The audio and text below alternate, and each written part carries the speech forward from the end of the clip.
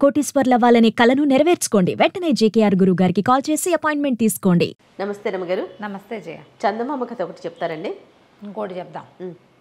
అదేదో ఒక ఊళ్ళో ఒక రాజుగారు ఉండేవారు. ఊరి పేర్లు పెట్టలేనబ్బా నేను. అంతేనా రమ్మగారు?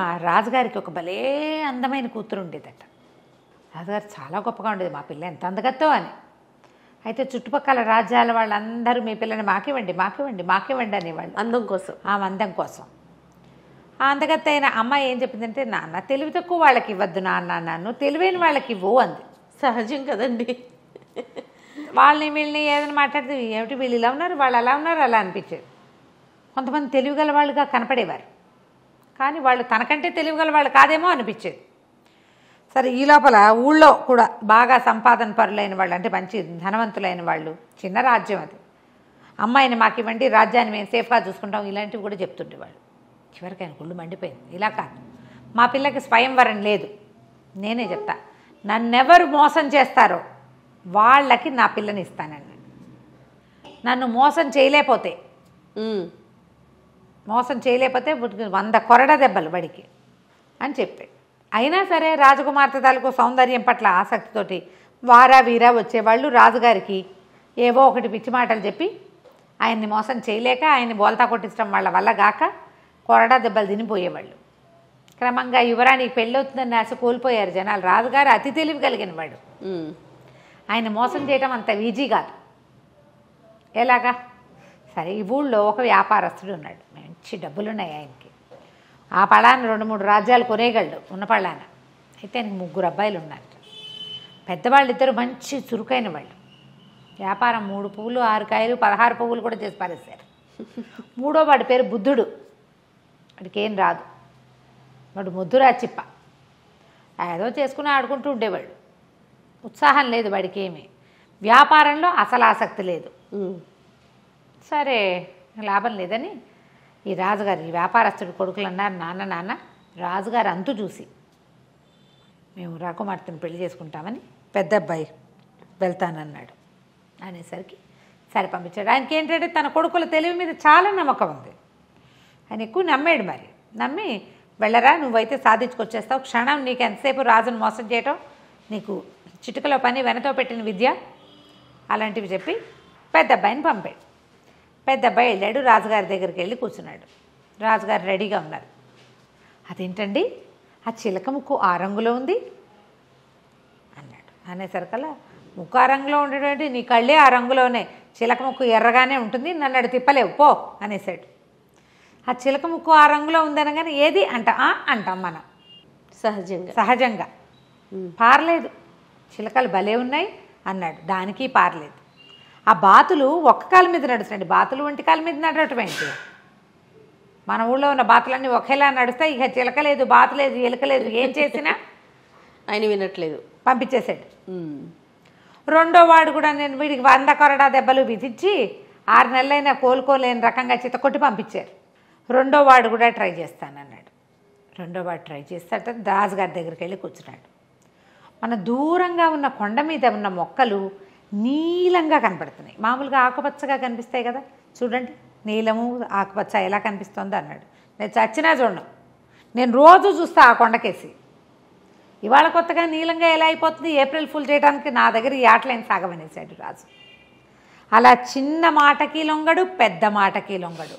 వీళ్ళు కూడా రాజొట్టి పిచ్చివాడు అనుకుంటున్నారు, కానీ ఇలాంటి వాళ్ళని బోల్డ్ మందిని చూశాడు. వ్యాపారంలో తిమ్మిని బమ్మిని చేయటం వేరు, ఒక వ్యక్తిని బోల్తా కొట్టించడం వేరు. అంతేగా, అది స్ట్రాటజికల్గా వెళ్తుంది వ్యాపారం. మనుషుల్ని మోసం చేయటం జిత్తులు మారితనంతో వెళ్ళాలి, అది కుదరలా. సరే, వాడు కూడా దెబ్బలు తిని వచ్చేసాడు.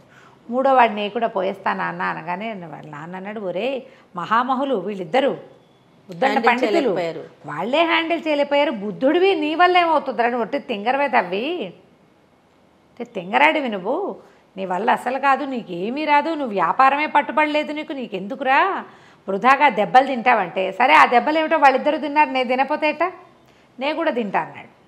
అనేసి సరే బయలుదేరి వాళ్ళ ఇంట్లో వంకీకి చొక్కాలు అవి తగిలించున్నాయి. ఎప్పటిదో ఒక పాత టోపీ, కుళ్ళాయి అంటారు దాన్ని, పాతపకాలపు భాష అంటే ఇట్లా నెత్తి మీద పెట్టుకుంటే ఇట్లా పక్కకి వేళ్లాడే తోక లాంటిది ఉంటుంది ఉందన్నమాట. దానికి కుళ్ళాయి దాని పేరు. పాతది డిప్పలా ఉండి ఇట్లా కోసుగా ఉంటుంది, కోన్లా ఉంటుంది, దాని మించి ఒక కుచ్చు వేళ్లాడుతూ ఉంటుంది. పాత కుళ్ళాయిని దుమ్ము దులిపి నెత్తి మీద పెట్టుకున్నాడు. అదెందుకు రా అన్నాడు వాళ్ళ నాన్న. ఏదో ఒక ఉపాయంలే అని చెప్పి కుళ్ళాయి నెత్తి మీద పెట్టుకుని వెళ్ళాడు. వెళ్తూ ఉంటే రాజాస్థానానికి వెళ్తుంటేనే ఒక కుండలమ్మి కనపడింది. అమ్మి ఎక్కడికి కుండలు తీసుకెళ్తున్నావు అన్నాడు. అమ్మటానికే నాయనా, ఇంకేముంది అంటే ఎంత మొత్తం అన్నాడు. అన్ని కుండలు కలిపి రూపాయి అని.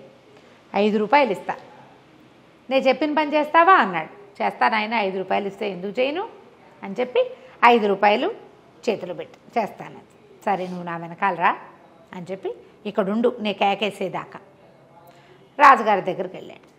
రాజుగారి దగ్గరికి వెళ్ళేసరికల్లా కూర్చున్నారు. ఏరా అబ్బి, మీ అన్నయ్యలు ఇద్దరు అయ్యారు, నువ్వు దెబ్బలు తింటానికి వచ్చావంటే, కాదండి నా దగ్గర ఒక నెత్తిమించి కుళ్ళాయి తీశాడు. ఇది చూసారా, మహిమగల కుళ్ళాయి. ఇది ఎవరి దగ్గర ఉంటే వాళ్ళకి ఎదుటి వాళ్ళు మాట వింటారు. ఈ కుళాయిని మీకు చూపించడానికి తెచ్చా. కుళాయా, ఇదేంటి మురిగ్గా ఉంది మాస్టర్, దీని నిండా దుమ్ము, పాతది ఎప్పటిదో 10 ఏళ్ళ నాటిది, దీనికేం మహిమ ఉంటుంది అన్నాడు. ప్రూవ్ చేయగలనండి నేను అన్నాడు. ఏది ప్రూవ్ చేయి చూద్దామన్నాడు. సరే అదిగో దూరంగా చూడండి, ఆ కుండలమ్మే మనిషి కనిపిస్తోంది, నేను ఇక్కడి నుంచి ఓ కేకేసి కుండలన్నీ పగలగొట్టిచ్చేస్తా అనేసరికి రాజు అన్నాడు. ఏంటి నిజమా అన్నాడు. ఇదిగో చూడండి కుళ్ళాయి నెత్తి మీద పెట్టుకుంటున్నా, నేను నెత్తి మీద పెట్టుకున్నాక కుండల మనిషి నా మాట వింటుందన్నాడు. నెత్తి మీద పెట్టుకున్నాడు. పెట్టుకుని చప్పట్లు కొట్టి, ఓ కుండల మనిషి ఇటు కనపడు అన్నాడు. ఆ కుండల అమ్మావిడ ఇటు తిరిగింది, మొత్తం కుండలని పగలగొట్టాయి అన్నాడు. అనగానే ఒక్కోకుండా టపి 7 కుండలు పగలగొట్టేసి చక్కగా డబ్బులు తీసుకుంది కదా. రాజుగారు నిర్కాంతపోయాడు. పోరిని ఇంత సింపుల్గా మాట వినిపించచ్చా, మన దగ్గర మాట వినని ఘటాలు చాలా ఉన్నాయి, ఆ టోపీ తీసుకుంటే సరిపోతుంది, ఆ టోపీ నాకు ఇచ్చే అన్నాడు. అబ్బాయి నేను ఊరికే ఎందుకు ఇస్తానండి, డబ్బులకి ఇస్తానన్నాడు. ఆయన 10 అన్నాడు, 20 అన్నాడు, 30 అన్నాడు, 40 అన్నాడు, చివరికి 100 వరహాలకి ఆ కుళ్ళాయి అమ్మేసి, మురికి పట్టిన కుళ్ళాయి అమ్మేశాడు. అమ్మేసి ఆ డబ్బులు బొడ్లో దొప్పుకొని బయటికి వెళ్ళి నుంచున్నాడు. రాజుగారు ఆ కుళ్ళాయి తను పెట్టుకుని దారిపోయేవాడు ఎవడినో చప్పట్లు కొట్టి పిలిచి, అరే ఉన్న పళ్ళని దాని నుంచి దూకేంటే ఎందుకండి అన్నాడు వాడు. అనగానే ఈయనకి డౌట్ వచ్చి, వీడు నా మాట వింటలేదు. అక్కడి నుంచి ప్రతి వాళ్ళని పిలిచి ఏదో చెప్తాడు, వాళ్ళు ఏదో అడుగుతారు కానీ ఎవరు ఏమీ చేయటం లేదు. ఇప్పుడు సైనికులు వాళ్ళు అనుకో, రాజు చెప్పిన పని చేస్తారు, దూకంటే దూకుతారు, పొడువంటే పొడుస్తారు. రోడ్డును పోయే వాళ్ళు ఎందుకు వింటారు? అంతే. అక్కడి నుంచి ఆ కుళ్ళాయి తనకు పని చేయట్లేదని గమనించి ఓ సైనికుడు నెత్తి మీద పెట్టి, వరే నువ్వు ఏదైనా చెప్పు అంటే వాడు ఏదో చెప్పాడు. ఏ పని ఎవరూ చేయటల్లా. ఆయనకు అర్థమైంది, వచ్చి దిక్మాల కుళ్ళాయి, ఇదేం మాట వినేది కాదు. ఈయన పరిగెత్తుకుంటూ బయటకు వెళ్ళి ఓ సైనికుడిని కేకేశాడు. ఒరే ఇందాక ఒక కుండల మనిషి కుండలు పగలు కొట్టింది కదా, ఆ మనిషిని కేకేసుకురారా అని. ఆ మనిషిని పిలుచుకొచ్చారు. ఏమమ్మా ఆ కుర్రాడు చెప్పగానే కుండలు పగలు కొట్టావు కదా అంటే, అవును బాబు 5 రూపాయలు ఇచ్చాడండి. అనగానే ఆశ్చర్యపోయాడు. ఇక్కడేమో రూపాయికి 5 ఇచ్చాడు, నా దగ్గర నుంచి 100 పట్టుకెళ్ళాడు. అప్పుడు ఆ కుర్రాడు పక్కన దాక్కున్నాడుగా, వచ్చాడు. మీరు మోసపోయారు కదా, మీ అమ్మాయిని ఇచ్చి నా పెళ్లి చేయండి అన్నాడు. ఈ బోడి మొహంలో ఉన్నాడు, వీడికి ఎందుకు ఇవ్వాలనిపించింది ఆయనకి. అయితే ఏమన్నాడు, అలా కాదు, ఇంకొక పరీక్ష పెడతా, నువ్వు ఎలాగైనా సరే మా మంత్రి ఉన్నాడే ఆయనకి తెలియకుండా బలవంతంగా నా దగ్గరికి తీసుకురావాలి. తీసుకొస్తే నువ్వు మోసగించినట్టు, ఆయన మోసగించి నా దగ్గరికి తీసుకురావాలి ఆయనకు తెలియకుండా అని చెప్పాడు. సరే ఒప్పుకున్నాడు కుర్రాడు. అలాగేనండి అన్నాడు. ఈయన వెంటనే మంత్రి కబురు చేశాడు, ఫలానా వ్యాపారస్తుడి 3వ కొడుకు బుద్ధుడు అనేవాడు నీ దగ్గరకు వస్తాడు, నువ్వు వాడి మాట వినద్దు, వాడు నీ దగ్గరికి రానివ్వకుండా నేను 100 మంది సైనికుల్ని కాపలా పెడతాను అనేసరికి సరే అన్నాడు. మంత్రి గారింటి చుట్టూతా కాపలా పెట్టారు, వాడిని లోపలికి రానివ్వరు. వీడేం చేశాడు, ఒక గోను సంచి తీసుకుని ఆ గోను సంచిలో కూర్చుని ఆ సంచితో సహా మంత్రి గారింటి ముందు దొరలటం మొదలుపెట్టాడు. మంత్రి గారింటి ముందు దొరలేసరికల్లా, ఎవడరా నువ్వు, ఏంట్రా ఇది సంచితో సహా దొర్లుతున్నావు అని మంత్రి గారు బయటకు వచ్చి అడిగాడు. అడిగితే మూట బొడదీసి చూశారు, వీడని తెలిసి. ఏమిట్రా ఇందులో కూర్చొని దొరుకుతున్నావు అంటే, ఇది జ్ఞాన సంచి అండి, ఇందులో కూర్చున్న వాళ్ళకి వీళ్ళు చెప్పిన మాట అవతల వాళ్ళు వింటారు. దొర్లించుకో, ఇందులో ఉండటమే, మనం కాసేపు దొరలేమంటే చాలు అనగానే మంత్రి గారు నిజమా అన్నాడు. అవునండి, అవును, మనం ఏదనుకుంటే అది చేస్తాం, నేను రాజుగారిని మోసం చేశాను ఈ సంచిలో కూర్చునే అనగానే ఆయన మంత్రి గారికి ఉత్సాహం వచ్చింది. ఆయనకి చిన్న మంత్రి హోదాలో ఉన్నాడు, పెద్ద మంత్రి అయిపోవాలని ఉంది పాపం ఆయనకి. అందుకని ఏం చేశాడు, ఒరే ఉండరా నువ్వు బయటిరా, నేను కూర్చుంటానని ఆ సంచిలో కూర్చోగానే వీడు మూతి కట్టేసి ఆ సంచి ఈడ్చుకుంటూ తీసుకుపోయాడు. ఆయన లబోదిబో ఆ సంచిలో ప్రతివాడికి అత్యాశ ఉంటుంది కదా. వీడి రాజుగారి దగ్గర తీసుకుపోయి సంచి బుడదీశాడు. అందులోంచి మరి మిడిల్ సైజు మంత్రి గారు లేచి నుంచున్నాడు. ఇదేమిటి సంచిలోకి ఎలా వచ్చిందంటే, అందరూ నా మాట వింటారని చెప్పాడంటే జ్ఞాన సంచి అన్నాడు, అందుకని ఎక్కానండి అన్నాడు. ఎలాగైనా మంత్రిని తీసుకురావాలి, సైనికుల్ని తీసుకెళ్ళి కాదు. ఇప్పుడు దొరికేశాడుగా. రాజుగారు ఏమన్నాడు, దీంతో అయిపోలేదు, ఇంకా ఇంకో పరీక్ష పెడతాను నీకు అన్నాడు. 3వ ట్విస్ట్. సరే అక్కడి నుంచి ఏం చేశారు, యువరాణి మందిరానికి రా నువ్వు కూడా అని చక్కగా తయారు చేయించారు వీడిని పెళ్లి కొడుకులాగా. అక్కడ 70 మంది అమ్మాయిలు ఉన్నారు. అమ్మాయి తాలూకు సేవకురాళ్ళు 70 మంది. ఆ రాజకుమార్తె ముందే చెప్పారు, రాజకుమార్తె ఎవరో నీకు చూపించాం. 70 మంది ఉంటారు. వాళ్ళల్లో రాజకుమార్తెని నువ్వు గుర్తుపడితేనే నీకు ఆమెతో పెళ్ళి, లేకపోతే నీ 100 కొరడా దెబ్బలు తప్పవు. సరేనన్నాడు. రాజకుమార్తెను గుర్తుపట్టాలంతే కదా. వీడేం చేశాడు, వాళ్ళ ఇంట్లో ఓ చించెలిక ఒకటి తిరుగుతూ ఉంటే ఎలుకను ఒకదాన్ని తోకపుచ్చుకున్నాడు. చిన్న సంచిలో వేసి దాన్ని పట్టుకెళ్తే సరే రాజాస్థానానికి వెళ్ళాడు. అంతఃపురంలోకి వెళ్తే 70 మంది ఆడవాళ్ళు కనపడారు. అందరివి ఒకటే రకం బట్టలు. రాజకుమార్తె ఆవిడ సేవకురాళ్ళు అందరూ కలిసి వాకిట్లో నుంచునే వాళ్ళతో సహా అందరూ కలిసి ఒకటే రకం బట్టలు వేసుకున్నారు. ఈ గుంపులో రాజకుమార్తెను ఎక్కడ కనిపెట్టాలి? రాజు అన్నాడు, ఇదే నీ ఫైనల్ పరీక్ష. ఇప్పుడు కనుక నువ్వు కనిపెట్టావనుకో పెళ్లి చేస్తా, లేకపోతే భరతం పడతాను నీదే. సరే బాగుంది. ఇంతనబ్బా ఏం చేశాడంటే కాస్త అటు ఇటు చూసి సైనికులందరినీ పక్క పంపించండి, వీళ్ళందరినీ నేను చూస్తాను అన్నాడు. సైనికులంతా వెళ్ళి బయట నుంచున్నారు. ఓన్లీ ఆడంగులే నుంచున్నారు ఇక్కడ, ఆడవాళ్ళు మాత్రమే. వీడు ఏం చేశాడు, పక్కన చిన్న సంచి దోపుకొచ్చాడుగా, చిన్న చేతి సంచులు ఎలుక పిల్లని దాన్ని తీసి వాళ్ళ మధ్యలోకి విసిరేశాడు. అది చూసేసరికల్లా ఎలిక అది పడేసరికల్లా కేవ్వమని ఒక అమ్మాయికి స్పృహ తప్పి పడిపోయింది. మిగిలిన 69 మంది దానికి సేవలు చేయటం మొదలుపెట్టారు. వీడు పరిగెత్తుకుంటూ పోయి స్పృహ తప్పిపోయిన అమ్మాయి చేయించుకున్నాడు. ఈవిడే రాజకుమారి.